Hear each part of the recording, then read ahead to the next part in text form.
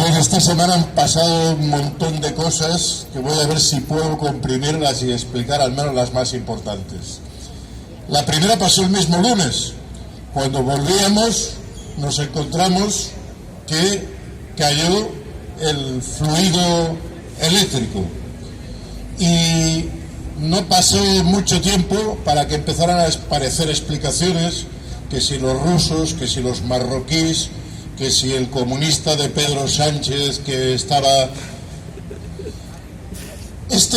Esta cuestión tiene su importancia porque el profesor de la Autónoma de Madrid, Antonio Turiel, hace ya 4 meses que había advertido que esto podía ocurrir. Y no por una conspiración extraña, sino simplemente por la manera en que Red Eléctrica Española, que es una empresa pública, pero de hecho controlada por las empresas eléctricas, porque las empresas públicas deberían estar controladas por la gente, no por las grandes empresas.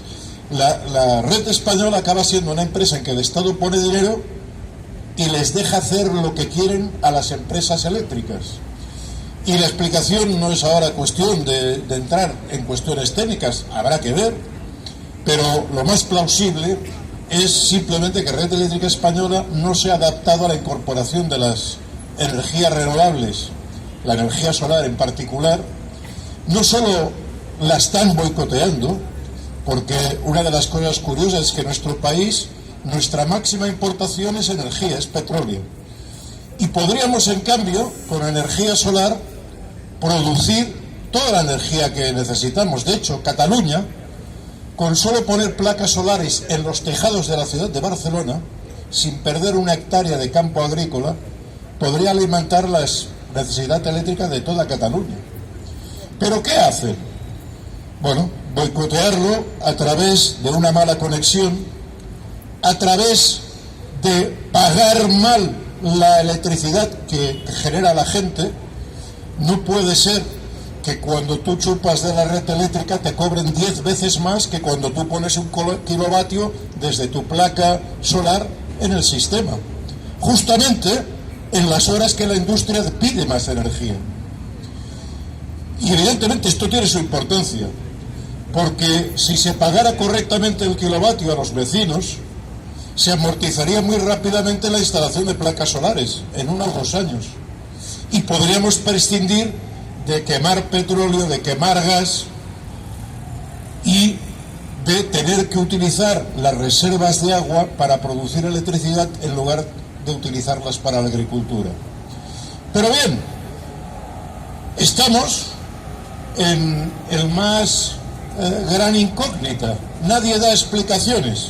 Es normal que el primer día no se dieran, pero explicaciones tan extrañas como decir que han desaparecido 15 gigavatios de golpe, y todo da la sensación de que se va a formar un comité, de que se va a dejar pudrir el tiempo para no exigir responsabilidades, porque si alguien tiene responsabilidades va a tener que indemnizar a mucha gente.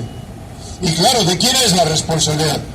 De Red Eléctrica, de las empresas eléctricas, que no han invertido lo suficiente para asegurar, para garantizar el fluido eléctrico.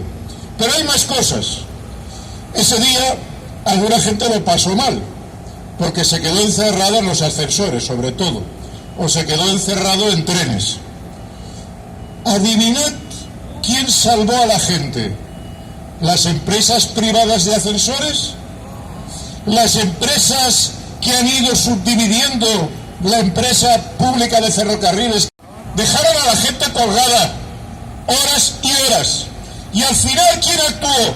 Los bomberos, la Guardia Civil, los funcionarios públicos, esos que día y noche son denostados por los aprendices de utilizadores de motosierras.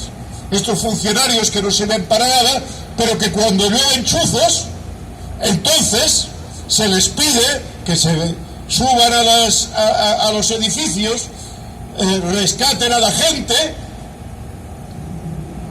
¿Por qué nadie no pide a Prosegur, esos que te aseguran todo el día en la tele que te van a dar seguridad, desaparecieron, porque lo privado no sirve a la gente, es para hacer negocio, y cuando la gente tiene necesidades, tiene que recurrir a lo público, a los trabajadores y trabajadoras de bomberos, por ejemplo, a los servicios de protección ciudadana.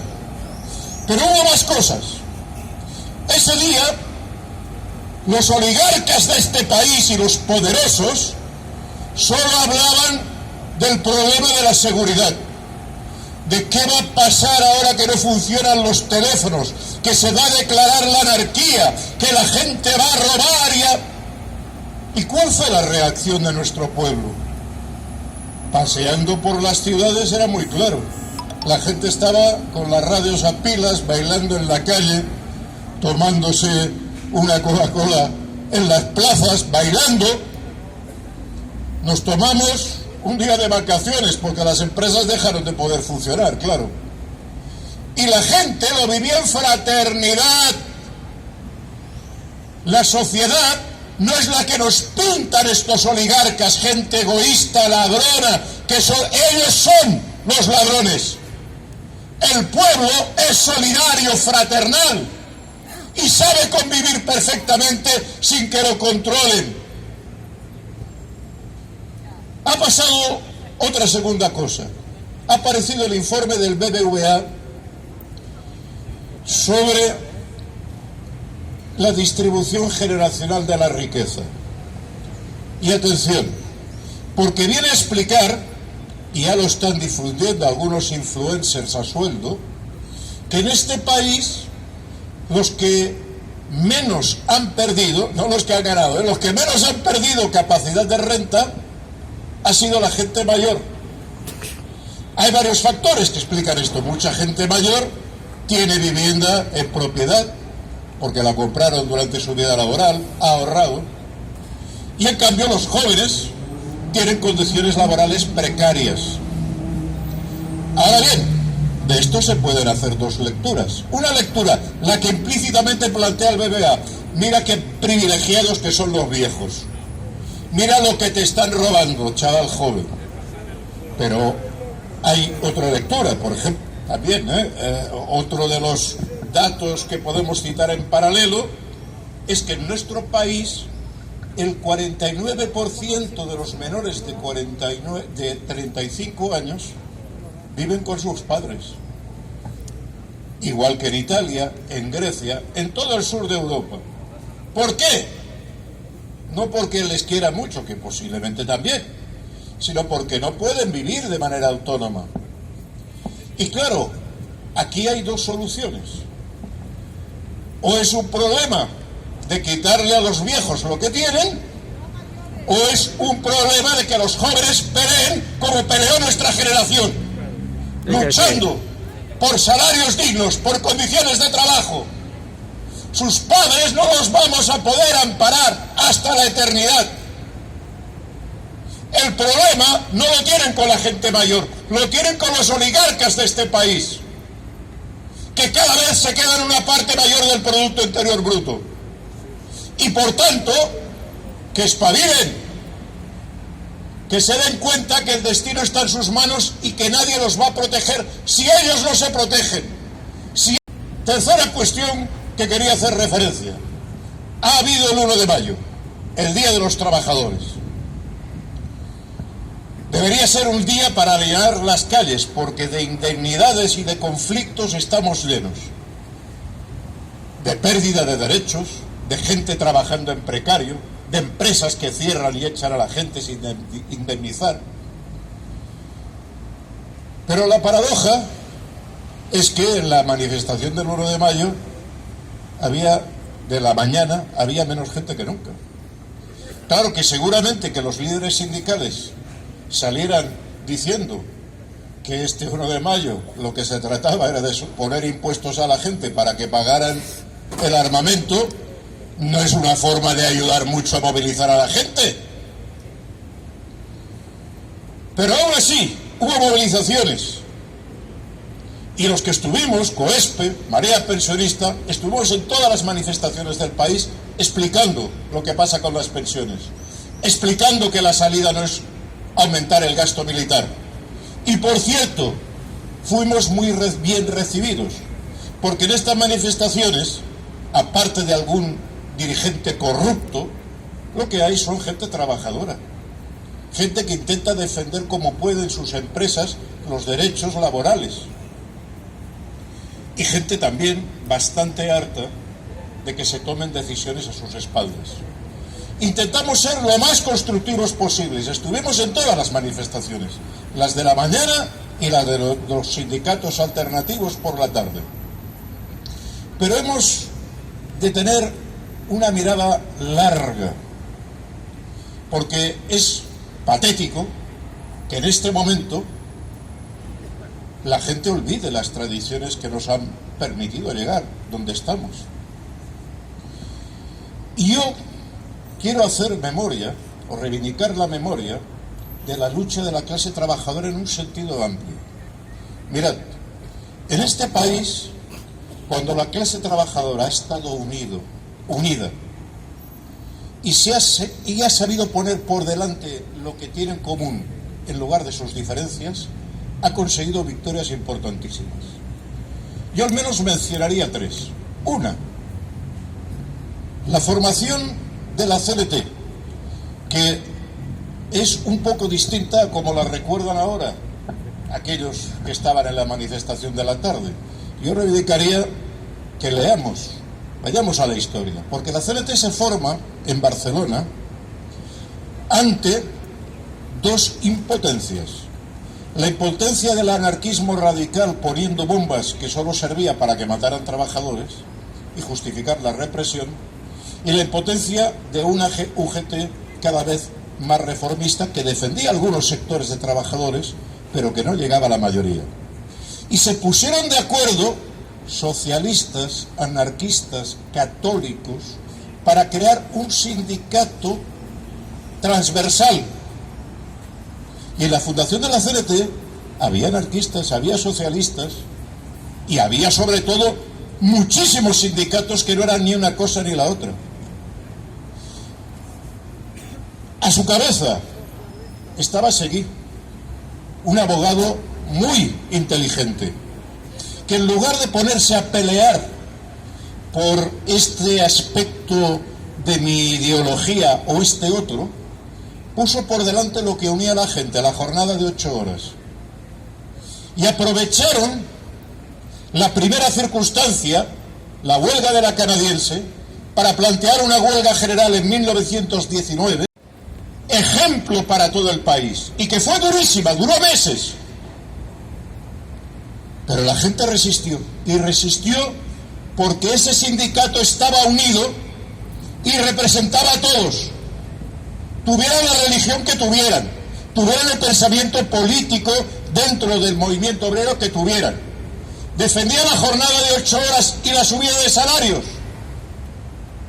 Y cuando alguien con inteligencia, Seguí y todo su equipo, pusieron en marcha esa movilización, ni el gobernador, ni Sun Corda, ni el ejército militarizaron a los trabajadores. No pudieron.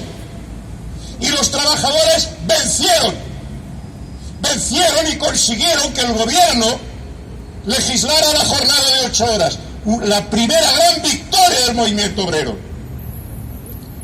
Luego vinieron problemas, porque el enemigo no se calla, y empezaron las fracciones dentro de la CNT, con los anarquistas expulsando a los socialistas o expulsando al que ideológicamente no era puro.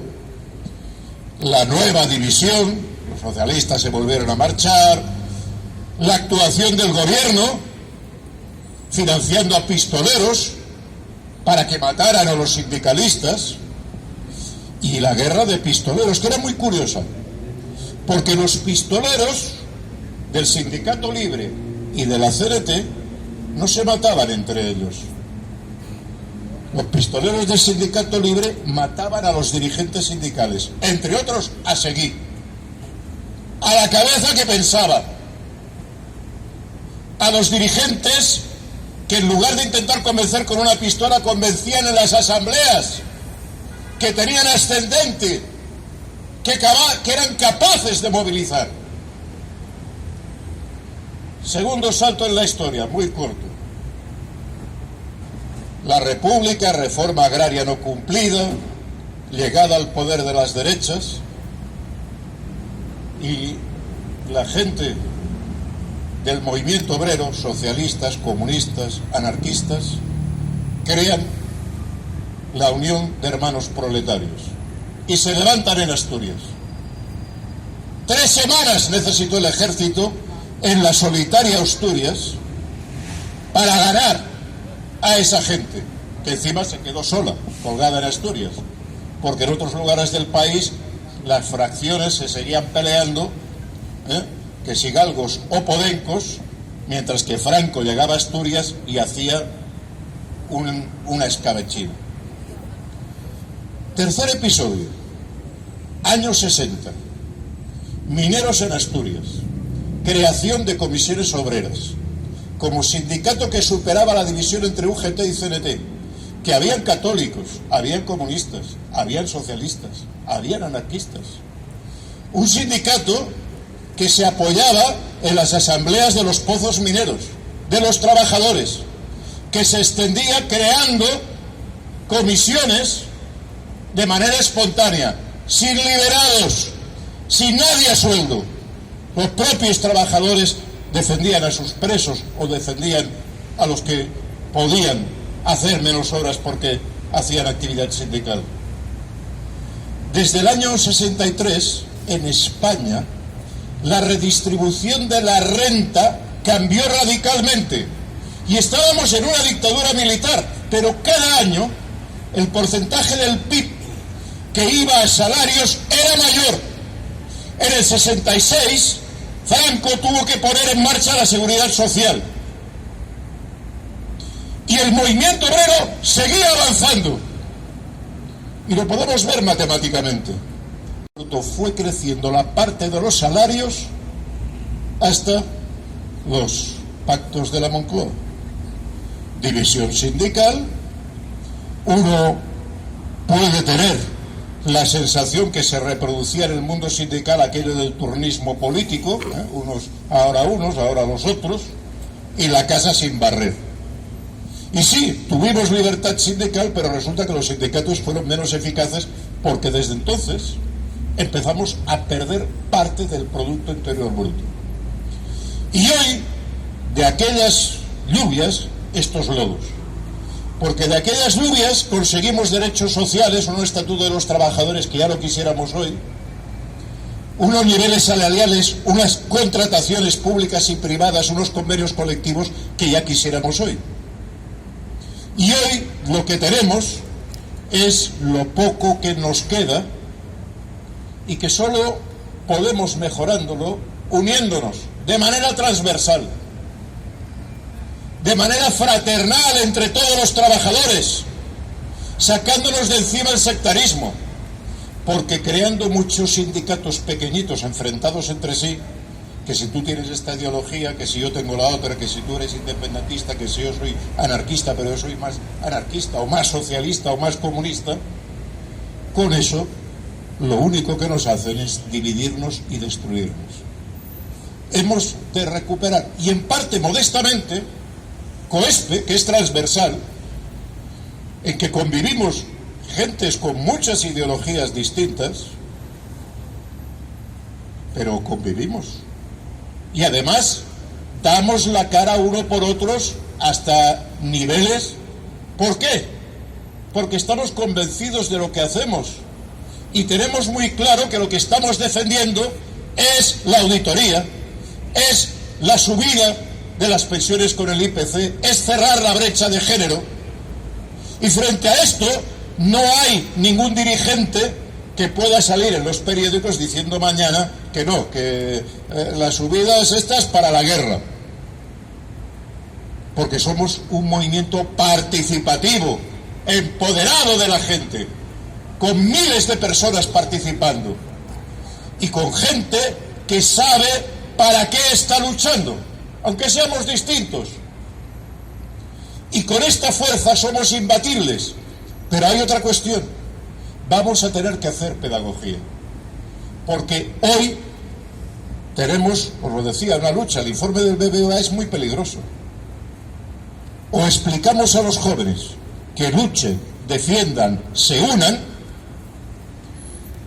llamamos a la gente que trabaja en el mundo sindical a dejarse de tonterías y empezar a pelear por la dignidad laboral, por subir los salarios mínimos, por hacer la auditoría, o va a prevalecer la otra parte, la parte ideológica del individualismo, de enfrentar jóvenes con mayores. Y mirad, la última cosa que pasa esta semana. Esta semana se cumplirá el 80 aniversario de la derrota del fascismo. Curiosamente es algo que por estos lares no se celebra mucho, pero que es importante recordar, porque el fascismo decía que había seres de diversas categorías, infrahombres y razas elegidas, y que a los infrahombres, a las razas subalternas, se las podía liquidar, algo que ya está apareciendo, se ha dicho aquí, también me han dicho que recuerde que este domingo hay una marcha en Madrid en solidaridad con Palestina. Es muy importante, porque no nos pensemos que esto se va a quedar en Palestina. Si alguien consigue promover que ante las crisis lo que se trata es de ir liquidando pueblos porque estorban, porque no hay espacio vital, los del sur del Mediterráneo no lo tenemos muy bien, ¿eh? No lo tenemos muy bien.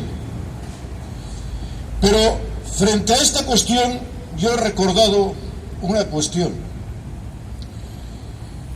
Cuando visitaba los campos de concentración nazis, en Auschwitz, en Mauthausen, donde hubo muchísimos republicanos españoles, y veías las cámaras de gas, te hacías una pregunta: ¿cómo es posible que aquí hubiera 15 y un cuerpo de guardia de SS de decenas de personas consiguieran tenerlos sometidos durante años? El peso de la ideología y del convencimiento es muy importante. Pero es que luego encontré que había habido una excepción en el campo de Sobibor. Era un campo directamente de exterminio. 500 prisioneros, 10 guardias de los SS y 20 colaboradores, por cierto, ucranianos. No todos los ucranianos colaboraron con Hitler, fueron una minoría, pero había algunos. Y unos prisioneros que no se resignan y que cogen martillos, palos, piedras, lo que pillan a mano, se levantan y liquidan a los guardias. Primero con palos y piedras, luego con las ametralladoras que les cogían. Cortaron la electricidad. De los 500 sobrevivieron 300. Pero de los otros, los que se resignaron, solo en Sobibor, en ese campo, mataron 250.000 personas. Era un campo de exterminio. Si luchas, puedes ganar.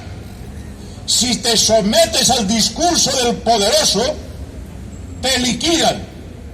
Quizás no tan radicalmente como las cámaras de gas, pero sí negándote una plaza en el hospital, negándote una pensión digna, negándote una residencia digna, negándole un futuro a nuestros jóvenes, aumentando los suicidios. Si te resignas, estás perdido. Si luchas, no hay nada garantizado, pero es el único camino que nos queda. Y es el camino que desde COESPE, desde los movimientos sociales en defensa de la paz, en defensa de los derechos sociales, seguimos peleando. Y aquí vamos a seguir. Gobierne quien gobierne, las pensiones se defienden.